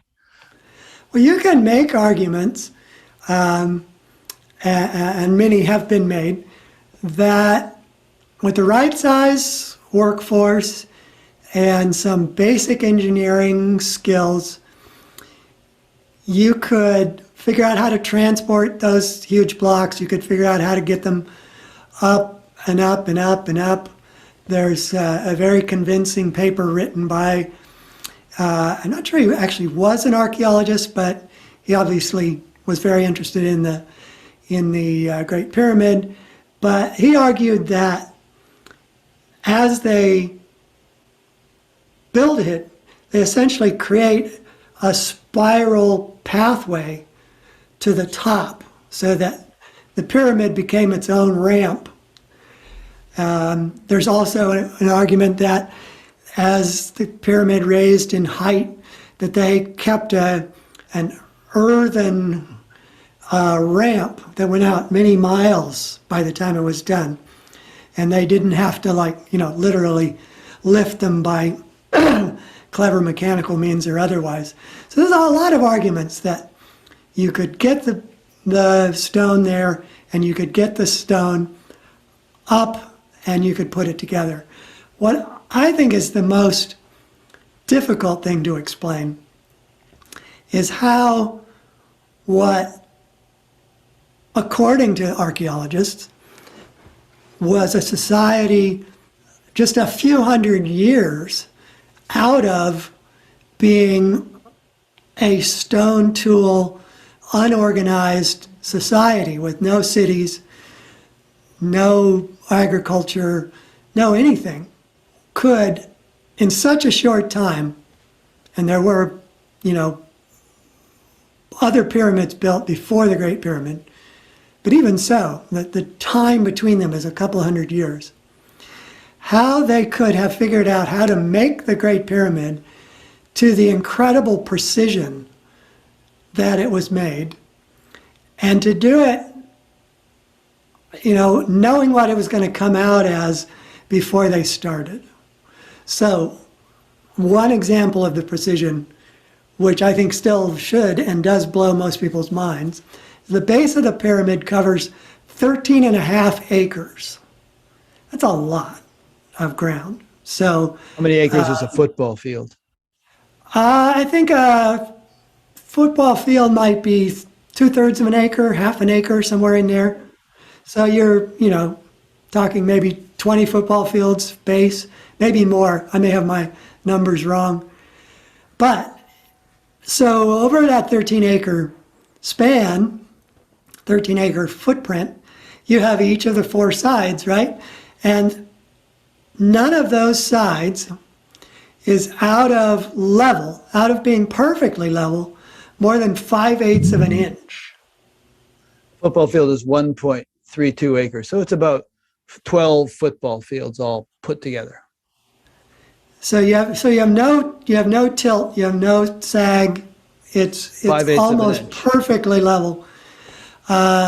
You have the precision of some of the chambers inside that, you can use a modern day laser and you get almost no deviation for 10s, 20, 50 feet in these interior passages. How is this done with copper chisels? Isn't there a chamber through which you can actually see Venus every 8 years or something? There are a lot of things like that they believe were, in fact, intentional. So there are air shafts that come in from two sides of the pyramid. One ends up in the king's chamber, the other in the queen's chamber, I believe. And there's yet another air shaft that comes in and goes nowhere, which sort of gives a bit of a mystery to maybe there's another chamber. So there, I could go on and on. There are the dimensions of the Great Pyramid, when used in various ways, will give you pi, will give you pho, is it pho or phi? I forget which, but it's another mathematical constant kind of number that nobody thought they should even remotely have. The Great Pyramid is aligned to the north with almost precision, but if you take it back to when it was built, it would actually be precise, that there was some drift in the magnetic north since that time. Magnetic or so how did they, geographical? Probably magnetic drifts all the time. Yeah. So how did they have that kind of precision back then? And the best that can be said is that they had, as I say, copper tools, rope, and logs. How did they do it? It doesn't seem comprehensible. So what I think it indicates, since the Great Pyramid was built either right at the beginning of Dwapara Yuga, around 3100 BC, maybe as late as 2800 BC. The current archaeological number for it is about, I think, either 26 or 2400 BC. The reasons for the different estimates are the ways they are estimated. So the one that has the most sway in mainstream archaeology is tying it to the pharaoh Khufu, and it's often called the Pyramid of Khufu because there is a stelae, I've never had anybody actually pronounce it to me, that sat between the paws of the Sphinx, and on that stelae it said, this pyramid is Khufu's pyramid, more or less. And so because they have a dating for Khufu, the estimate is it was about 26 or 2400 BC. But other estimates that are a little much more scientific date it later. Inside the Great Pyramid, there are roughly dressed stone that comprise the core, and they actually used mortar, unlike any of the stones that dressed it, the limestone stones that dressed it, or the stones that made the passages or the chambers. Those are perfectly dressed and don't use any mortar. But there are ones that do use mortar, and mortar is made of charcoal and lime and sand, I believe. So the charcoal is datable. The charcoal can be dated just like anything else with organic matter in it. And the charcoal dating takes it back to at least 28 or 2900 BC. So somewhere in there, I think it's probably right at the cusp of Dwapara Yuga, because I believe what the Great Pyramid was a way of maintaining the higher knowledge and the higher perception of Treta Yuga that came before it. And that it was basically a consciousness-raising machine. And that meditating in the King's Chamber was a way of maybe getting someone through a level of consciousness that they could not do on their own. And similarly, the Queen's Chamber, etc. And that it was a very sophisticated structure that only could have had that purpose from the higher knowledge in Treta Yuga. So Treta Yuga, to me, I don't know how much more time we have. Well, here, we have but about 20 minutes. I want to make sure we cover some. Let me just tell one tantalizing thing from Treta Yuga, and then we can move to your other questions. So again, looking for a footprint, the footprint that I found in Treta Yuga in particular was Sanskrit, the language. So the Vedas, which according to archaeoastronomy, and I won't try to explain the whole reason why, the Vedas may go back as far as the very beginning of Satya Yuga. They may go to like 7600 BC when they were first, given, I think is the best way to say it, by the rishis. Mm-hmm. They weren't written down until much later, but when they were given in Sanskrit. And so Sanskrit has no proto-language. Sanskrit has no prior language indicating some kind of development that took place before it came into being. Sanskrit appeared at the same time the Vedas did, and to this day, it is the most sophisticated language on earth. It has a very high degree of lack of ambiguity. So you can make a statement in Sanskrit that eliminates a lot of the ambiguities, double meanings, what did this person really mean to say kind of thing that happens later in time with what historians said or whatever you might choose. It was a very precise language. It remains a very precise language. So how could that happen? How could it happen if you have no precursor? And how would the very first thing that be written in it be the most important scripture on earth, which is the Vedas? So that's one additional footprint that can explain how Treta might operate from a more level of mental awareness rather than even the energy awareness that came after them with the Great Pyramid and so forth. Also, so go ahead. Also, Sanskrit has very sophisticated rules of grammar, and you just wouldn't imagine such a sophisticated language being developed by knuckle draggers. No. And why would they ever need it? Plus, even today, I believe the Sanskrit that most people learn today actually omits several other levels of grammar that nobody really appreciates how you could possibly use. Yeah. So we don't even know what you would try to say in that tense or that grammatical construction.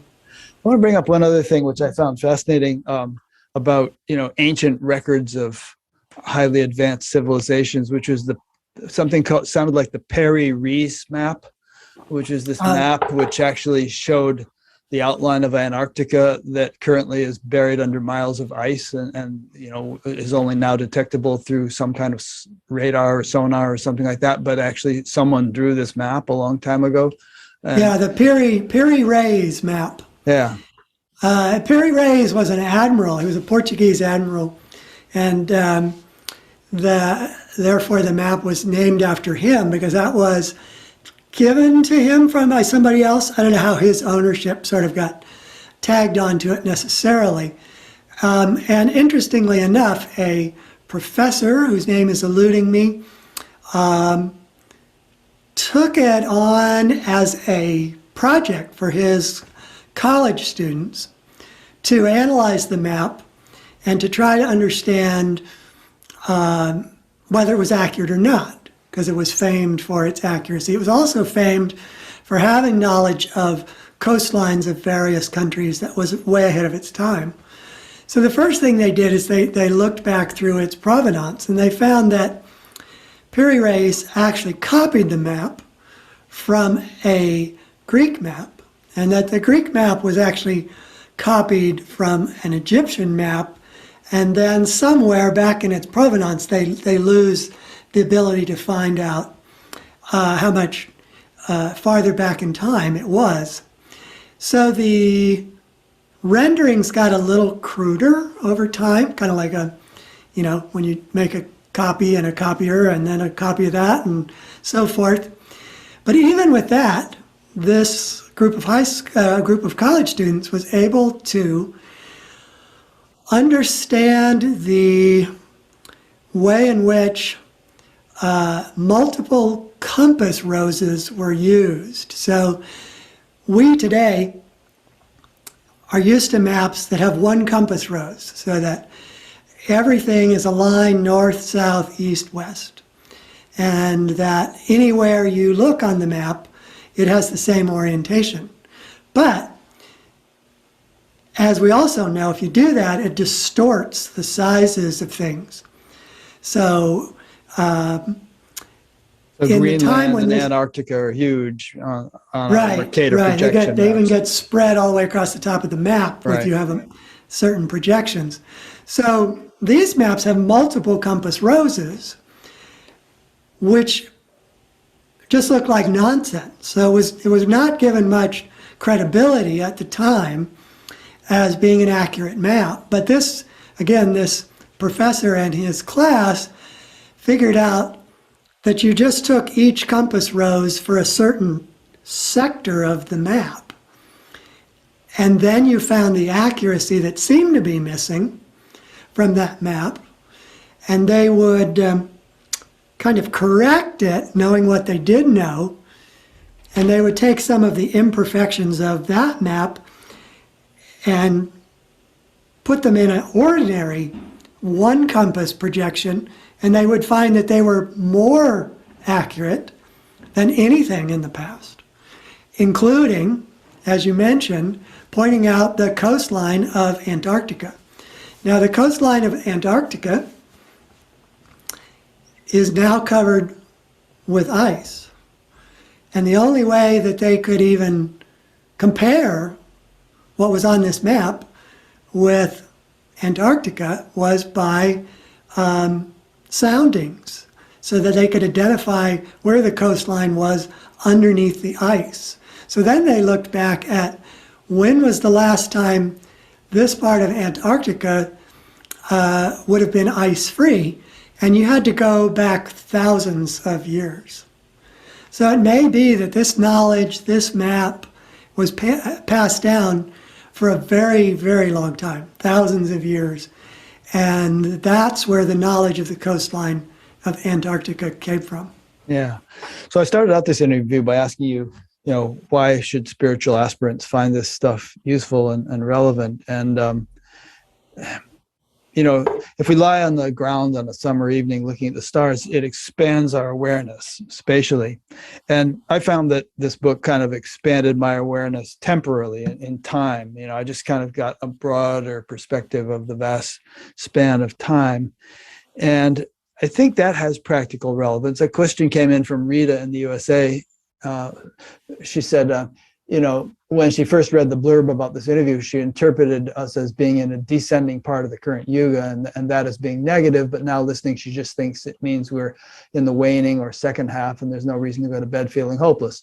We're not necessarily fighting against negative energies. But actually, Rita, Joseph has been saying that we're now in an ascending phase, and he can comment on that. So, and the reason I find that interesting and this whole discussion interesting is that I have friends who, there are people, some well-respected people, who think we're all going to be dead in the next decade or something because the tipping points of climate change are going to get so accelerated that and then I have another friend, Catherine Ingram, whom I interviewed and on this program, and she moved to Australia in a sort of an on the beach move, if you remember that book by Neville Shute. In which there had been a nuclear war and everybody was going to die. So these people were just living on the beach in Australia having fun until they died. But anyway, some people think that, we might as well just sort of make the best time of it that we can because we're all doomed. And I just have this optimistic streak, in which I've, and even before I thought about this whole analysis of the yugas, which I feel like there's going to be some kind of like heroic solution that'll save the day, as often happens in adventure movies, even when all seems lost, like The Hobbit or something, and that'll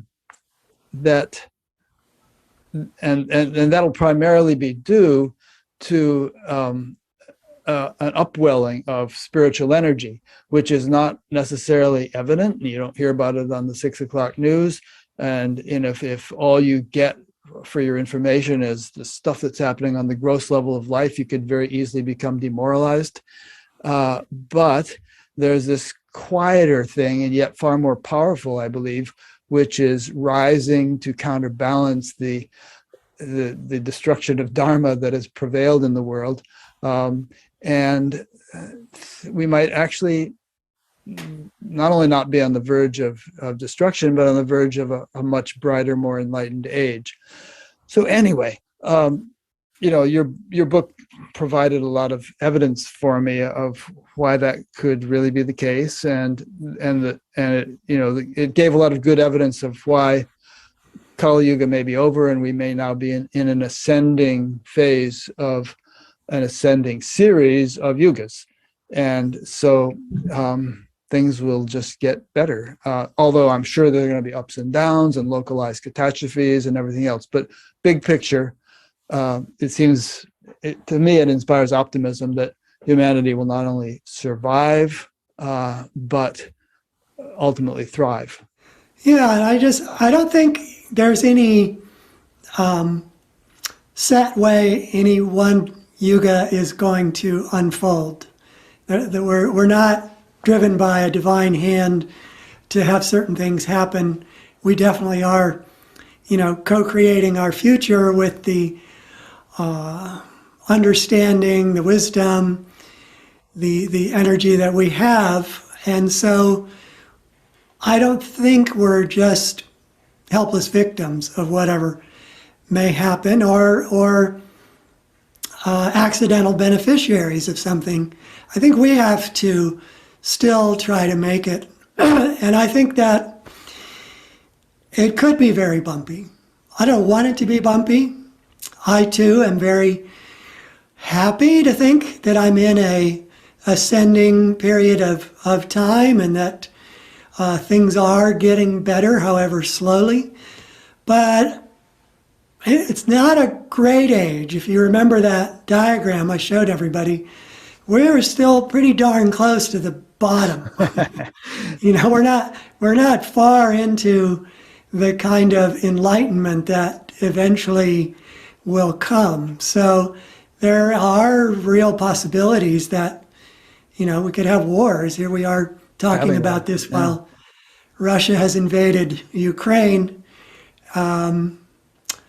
Simultaneously, it's odd to say this, but with that flood of news that we get, with the constant drip of bad news, there actually are less people dying in wars now than ever.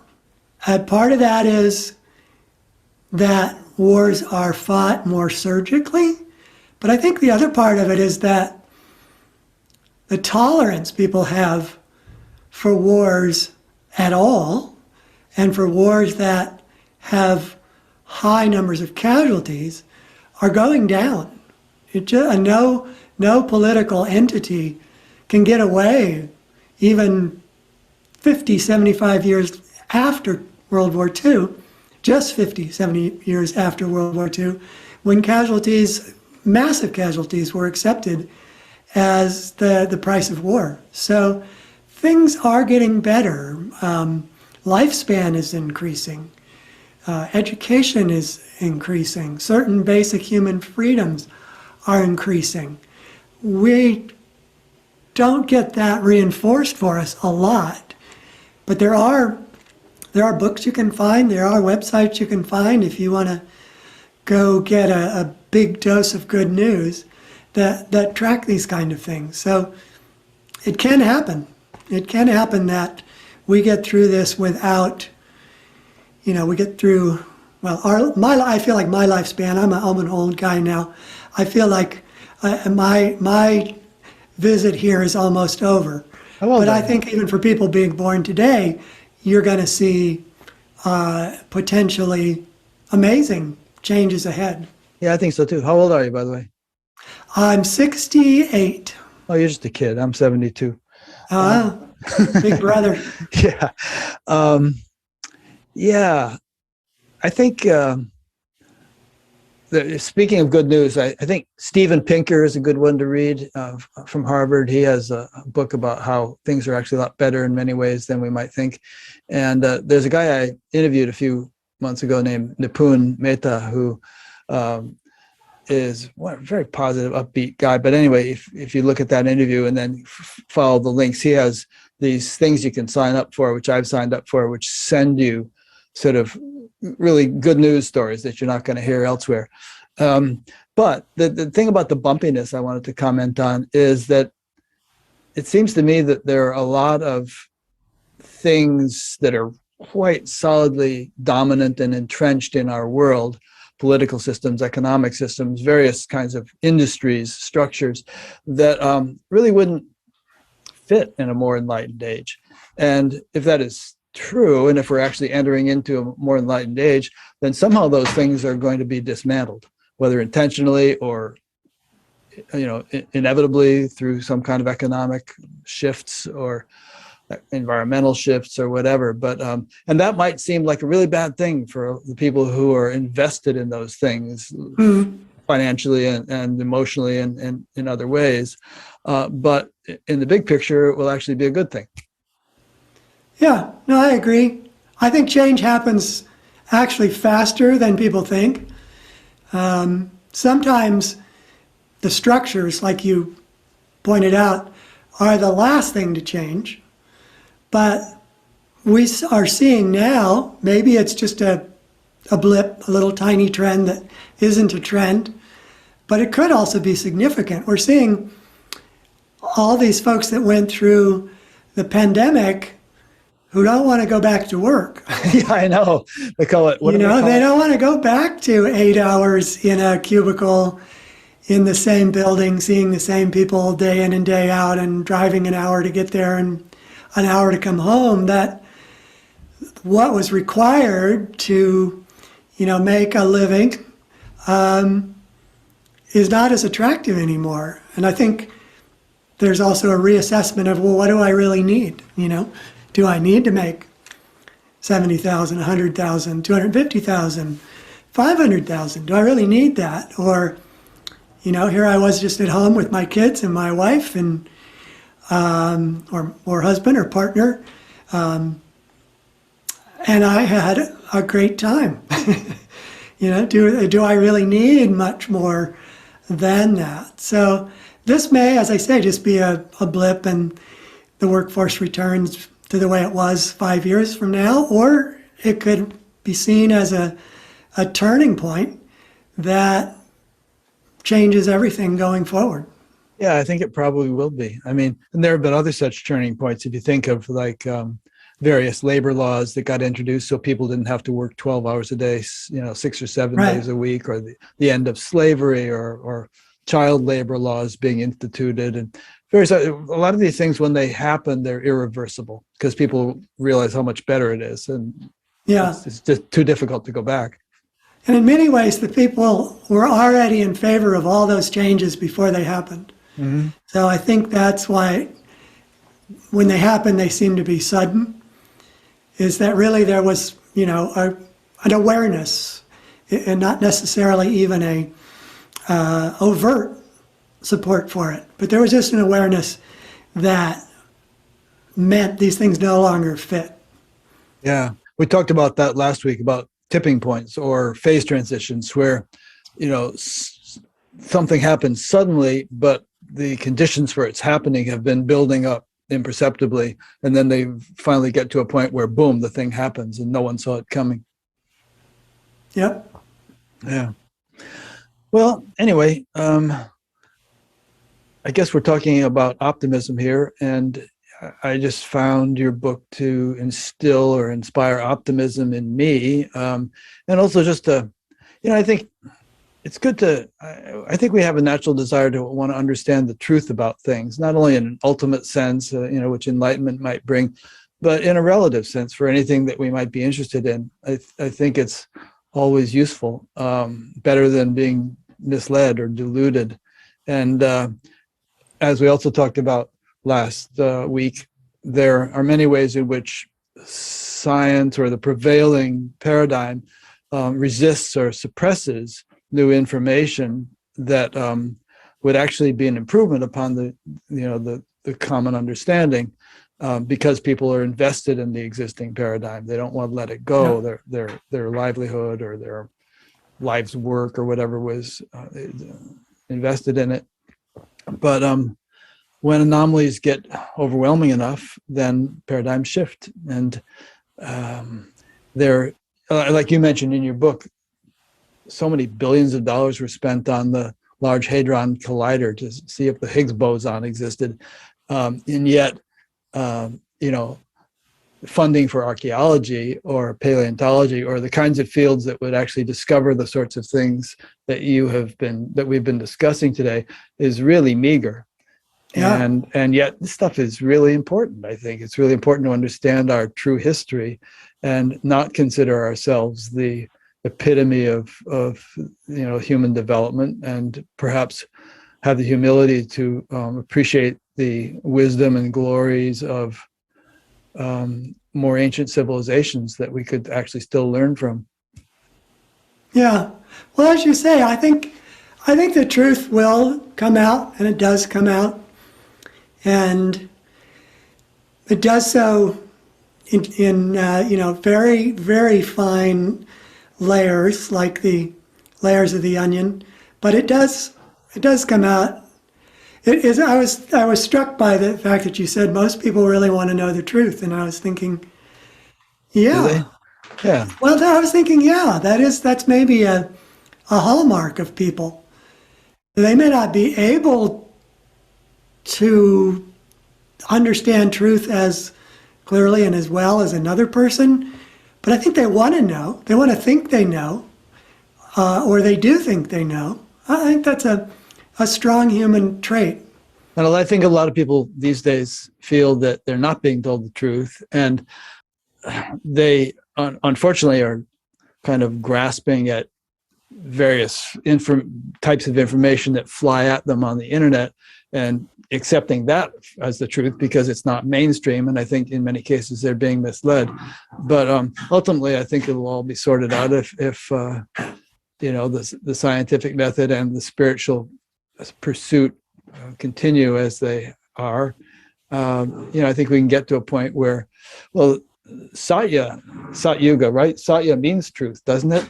So yeah. Ultimately, or God, SAT is Sat, is another sometimes phrase for it God. means purity, but we could be ultimately heading for an age in which we shall know the truth, and the truth shall set us free.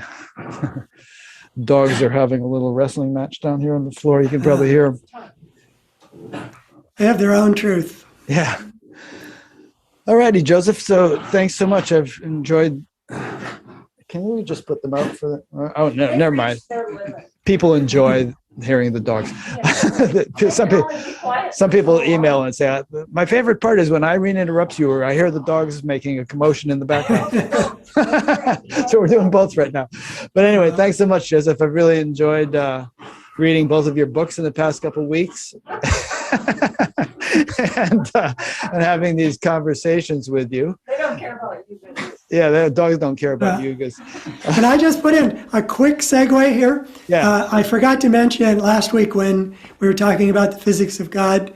For those of you who might be interested in obtaining a copy, I just want to make sure you realize there is a second edition. The first edition is no longer in print, although I'm sure you could still get used copies if that's the way you want to go.